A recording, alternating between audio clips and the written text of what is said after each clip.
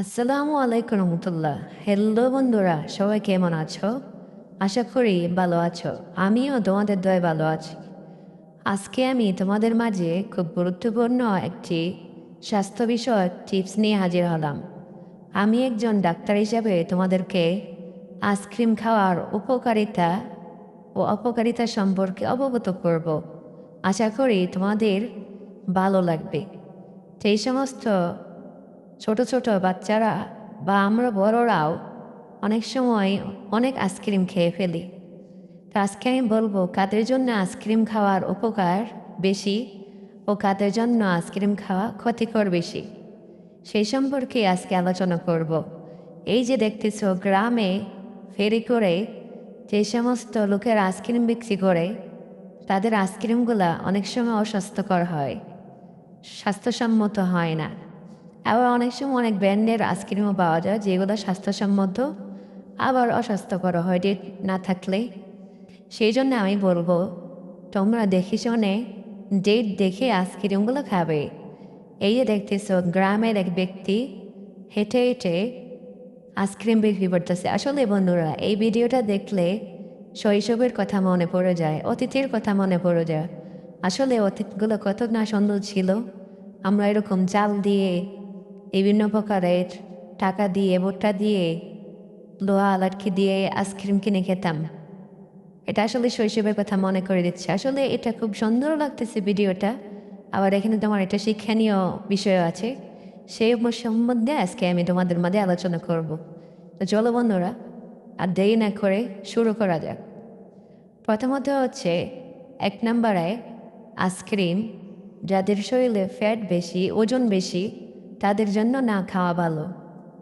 ওজন বৃদ্ধি করে, আইসক্রিমে প্রচুর পরিমাণে ফ্যাট থাকে, তাই ওজন বৃদ্ধি করে। দ্বিতীয়ত হচ্ছে যাদের শরীরে ডায়াবেটিস আছে, আইসক্রিম খেলে রক্তে সুগার বেড়ে যায়, রক্তে চিনির পরিমাণ বেড়ে যায়, তাই ডায়াবেটিস রোগীদের জন্য কম খাওয়া ভালো।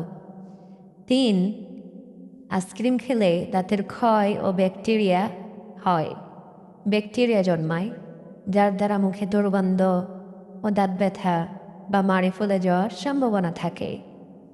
4 নম্বর হচ্ছে ঠান্ডা ও গলা সমস্যার কারণে সর্দি, কাশি, টনসিল, গলা ব্যথা হতে পারে। 5 নম্বর হচ্ছে পেটি সমস্যা। যে সমস্ত লোকদের দুধ জাতীয় খাবার খেলে হজম হয় না, তারা এটা না খাওয়াই ভালো। তাদের জন্য আইসক্রিমটা খুবই ক্ষতিকর, পেটে সমস্যা হয়ে যায় তাই।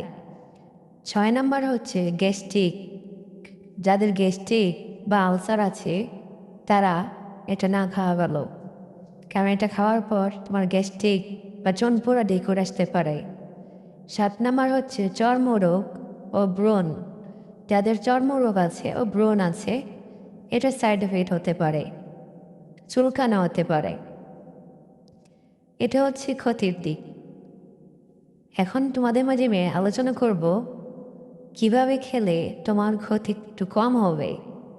আমি একজন ডাক্তার হিসেবে তোমাদেরকে সাজেস্ট করব তোমরা সপ্তাহে 1 থেকে 2 বার খেতে পারো, তাও বেশি না, কম। এরপরে হচ্ছে অনেক সময় কিছু কিছু শপে বা দোকানে চিনি কম এমন আইসক্রিম পাওয়া যায়, সেইগুলো খেতে পারো। 4 নম্বর হচ্ছে ঠান্ডা হয়ে যায় এরকম বেশি না খাওয়াই ভালো।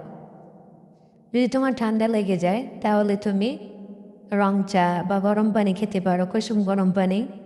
আর আরেকটা বিষয় হচ্ছে দোকান থেকে বা